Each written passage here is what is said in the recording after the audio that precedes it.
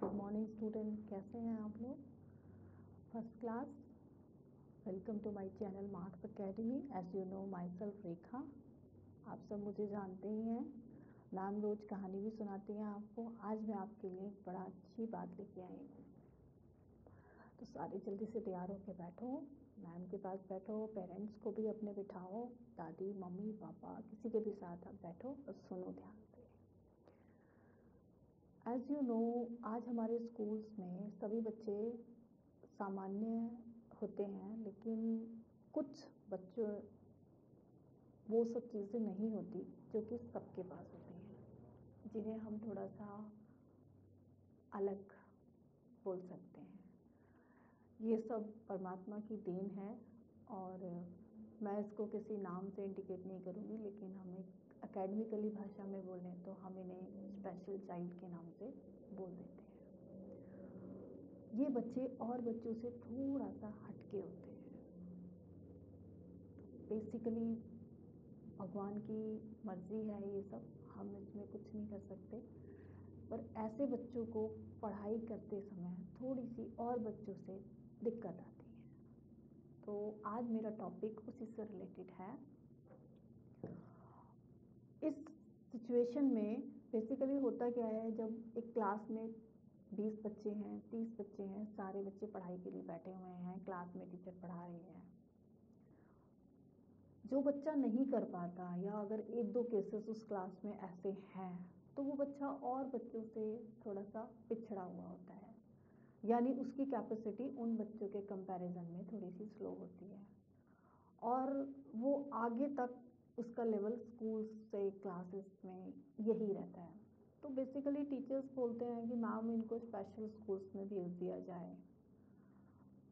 वैसे तो ऐसे बच्चों को जिनको ज़्यादा प्रॉब्लम है उनको स्पेशल स्कूल में इसलिए भेज दिया जाता है क्योंकि वो मानसिक और शारीरिक तौर से उतने मैच्योर नहीं होते, उतना अच्छा नहीं कर पाते जो कि एक सामान्य बच्चा कर पाता है। लेकिन मैं एक नॉर्मली एक छोटी सी एक बात बोलूँगी कि स्कूल्स में भी हमें ऐसा करना चाहिए कि स्कूल्स में हमें उन बच्चों के लिए स्पेशल टीचर्स रखते हुए उन्हें और बच्चों के साथ ही कोऑपरेट करना चाहिए। इससे ना उनके अंदर हीन भावना आती और साथ में उनमें से जो ग्रो कर सकते हैं, जो आगे बढ़ सकते हैं, उनको भी मौका मिलता है। इस चीज़ का ध्यान हमें शुरू की क्लासेस से, नर्सरी केजी से ही पता चल जाता है स्पेशल बच्चों का। तो हमें उनको ट्रीट करने का तरीका भी थोड़ा सा स्पेशल रखना पड़ता है उन बच्चों से जो कि और क्लासेस के बच्चे होते हैं और सामान्य बच्चे होते हैं।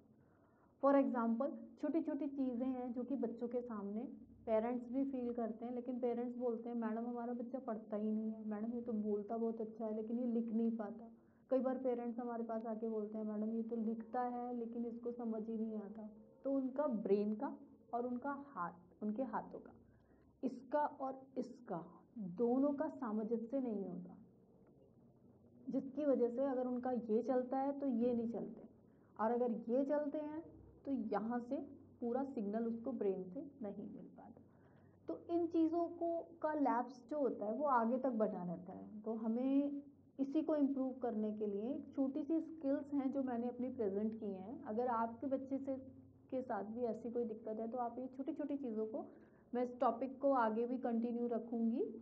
कुछ चीज़ें मैं आज आपको थोड़ी सी बता रही हूँ जो कि बेसिक चीज़ें हैं, पेरेंट्स फॉलो करेंगे तो उनको बहुत फ़ायदा होगा और उन्हें पता चलेगा। जैसे कि नर्सरी केजी क्लासेस में ही हमें पता चल जाता है बच्चा बहुत ज़्यादा इरिटेट हो रहा है, बहुत ज़ोर ज़ोर से चिल्ला रहा है, या फिर वो बहुत चिड़चिड़ा है, तो या चिड़चिड़ा नहीं है तो वो सिर्फ खेल रहा है, पढ़ाई की तरफ उसका कोई नहीं है, वो कुछ सुनता ही नहीं है, टीचर को इग्नोर करता है।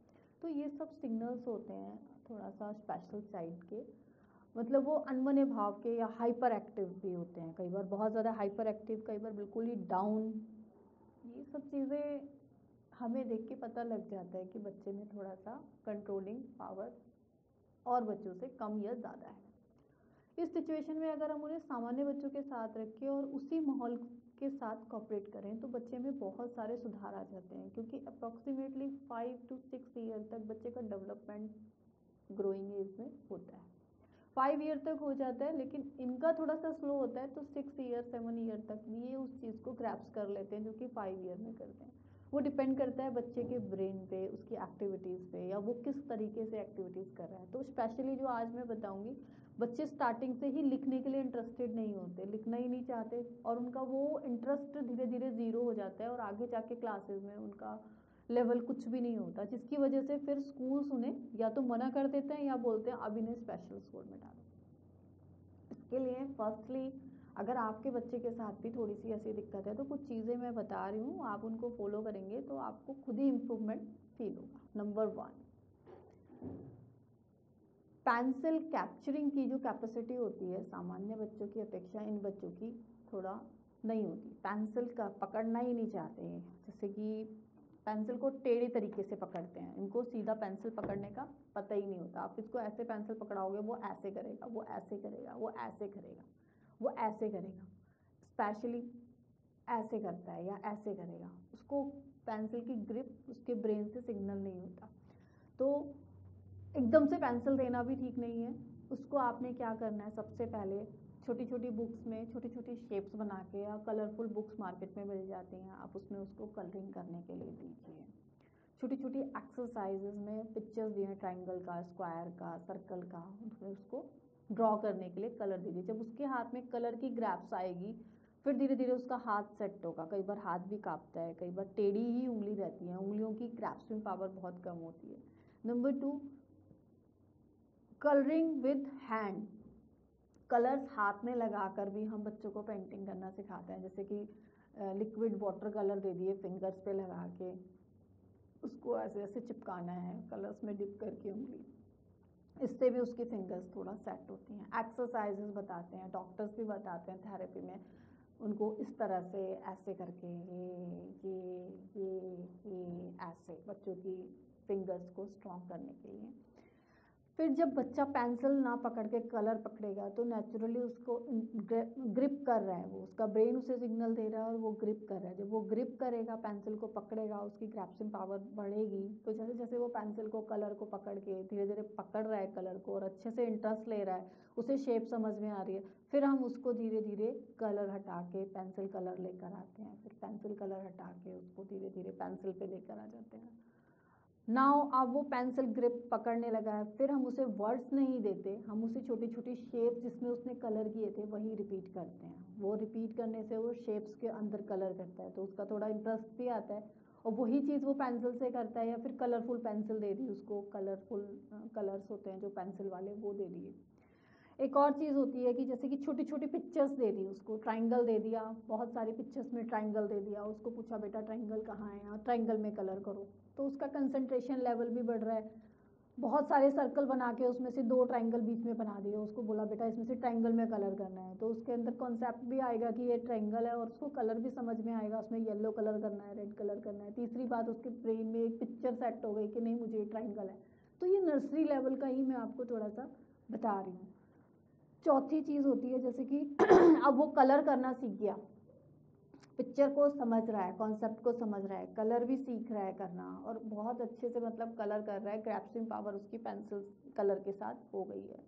अब आपने उसको छोटी छोटी स्टैंडिंग लाइंस, जिगजैग लाइन, पहले स्टैंडिंग लाइन नहीं सीखते, नॉर्मली बच्चे सीख जाते हैं स्टैंडिंग लाइन, स्लीपिंग लाइन, ये वाले बच्चे नहीं सीखते, ये जिगजैग लाइन सीखते हैं, ऐसे ऐसे ऐसे ऐसे। वो सीधी बनाएगा ही नहीं, ना स्लीपिंग बनाएगा ना स्टैंडिंग बनाएगा, वो पेंसिल लेके ऐसे ऐसे करेगा, नो प्रॉब्लम, उसको आपने जिगजैग लाइन में लेना है और उसको करवानी है वो चीज़। जब अब वो पेंसिल से वो कर्विंग लाइन भी कर रहा है, स्टैंडिंग लाइन मतलब जिगजैग लाइन कर रहा है, कलर भी कर रहा है, शेप्स भी आ गई उसको, कलरफुल पिक्चर्स से उसने ट्राइंगल भी समझ लिया, उसके अंदर कलर्स भी समझ लिए, रेड कलर है, येलो कलर है, बेसिक कलर्स उसको बताते हैं।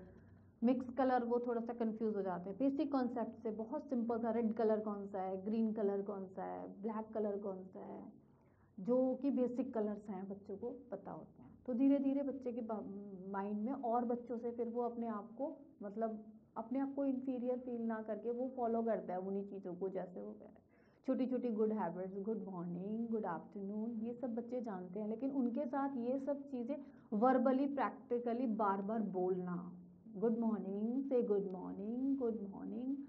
कई बच्चों को मुंह से बोलने में प्रॉब्लम होती है, कई बच्चों सुनते हैं समझते हैं लेकिन बोल नहीं पाते। डीफ एंड डम वाली सिचुएशन एक अलग होती है, कुछ के पास वॉल्यूम होती है, आवाज़ होती है, लेकिन नहीं वो एक्सप्लेन नहीं करते। टीचर से देख के डरना, बहुत तेज चिल्लाना, भाग जाना, तो ये छोटे छोटे सैल्यूटेशन वर्ड है, इससे उन्हें समझ आता है कि जब हम बाहर जाते हैं हमें गुड मॉर्निंग बोलना है, गुड आफ्टरनून बोलना है मैम को, इस तरह से उसको इन चीज़ों को फॉलो करता है। धीरे धीरे पिक्चर्स आ गई, कॉन्सेप्ट उसको समझ आ गया, ट्राइंगल क्या है, रेक्टेंगल क्या है, स्क्वायर क्या है, छोटे छोटे सर्कल क्या है, फिर उसमें उसको कलर करना समझ आ गया। Now come to the on the pencil. अब उसको हम, जब वो जिगजैग लाइन पे भी आ गया, कलर भी सीख गया, पेंटिंग्स, स्पेशली ये बच्चे ड्राइंग्स में बहुत इंटरेस्ट लेते हैं, colour, water colour, sketch colours. एकदम से आप उसके ऊपर बुक्स पेंसिल का वजन डालोगे वो कुछ भी नहीं करेगा। एक्टिविटीज़, स्पेशली एक्टिविटी, ब्लॉक्स दे दिए, ब्लॉक्स को मिला के दे दिया, थोड़ा समझा दिया उसको, ऐसे करके स्क्वायर्स या ट्राइंगल्स वाले ब्लॉक्स दे दिए उनको, प्लास्टिक्स के होते हैं, उनको तोड़ दिया, फिर उसको बोला बेटा जो आपने ट्राइंगल बनाया था वही वाली पिक्चर आप यहाँ बनाओ, ट्राइंगल कैसा होता है, वो ब्लॉक्स को जोड़ के ट्राइंगल बनाएगा, ठीक इसी तरह से वो सर्कल भी बनाएगा, ठीक इसी तरह से वो स्क्वायर भी बनाएगा। 4 ब्लॉक्स उसको अलग अलग तोड़ के दे दिए, पहले जोड़ा, उसको दिखाया, फिर उसको बोला बेटा अब आप इसको बनाओ। तो इससे उसके दिमाग में ट्राइंगल, सर्कल्स, इनकी पिक्चर्स भी आई, कलर्स भी समझ आए, उसे ड्रॉ करना भी आया। Now come to the pencil. इतना लेवल क्रॉस करने के बाद धीरे धीरे बच्चा इंप्रूव करता है, वो और बच्चों के साथ अपने आप को मैच करने लग जाता है। जब सारे बच्चे क्लासेस में ये सब कर रहे होते हैं तो वो भी इंटरेस्ट लेता है। अदरवाइज बहुत मुश्किल होता है ऐसे बच्चों को आने के बाद। 20 बच्चे, 10 बच्चे, 15 बच्चे क्लासेस में हैं और उसमें से 2 या 3 केसेस ऐसे होते हैं, तो टॉलरेट करने में टीचर का बहुत, मतलब उसके साथ पेशेंस चाहिए। स्पेशल टीचर्स होते हैं, कई बार ऐसा होता है हर कोई नहीं अफोर्ड कर पाता स्पेशल स्कूल या स्पेशल टीचर्स के पास।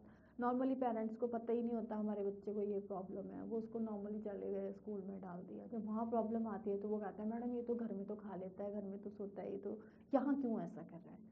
तो ये चीज़ें टीचर्स को समझें, और जो टीचर्स स्पेशल टीचर्स नहीं भी हैं वो भी अगर इन कॉन्सेप्ट्स को, छोटे जो मैंने आपको बताए हैं, अगर आप इनको फॉलो करेंगी तो आपके छोटे स्कूल में है या बड़े स्कूल में है, स्पेशल टीचर है या नहीं है, बट एक नॉर्मल टीचर ऐसे 1-2 केसेस को हैंडल कर सकती है। और बच्चे को एक स्पेशल स्कूल में जाने का अगर मौका नहीं मिल रहा है या उसके पेरेंट्स नहीं अफोर्ड कर सकते, तभी भी आप उसको मतलब वहाँ पर कंटिन्यू रख के उसके अंदर इम्प्रूवमेंट ला सकते हो। तो आपको मेरी वीडियो कैसी लगी? अच्छा लगा? अगर आप इन कॉन्सेप्ट को फॉलो करेंगे जो मैंने बातें बताई हैं तो नेचुरली बच्चा ग्रो करेगा और आपको भी इम्प्रूवमेंट होगा। पेरेंट्स या टीचर जो भी हैं फॉलो करके आप मुझे बताइए आपको कैसा लगा। मेरी वीडियो को शेयर करिए, सब्सक्राइब करिए और खुश रहिए और बच्चों के साथ बहुत इन्जॉय करिए। ओके, तो फिर से हम एक टॉपिक लेके आएंगे, तब तक के लिए बाय बाय, टेक केयर।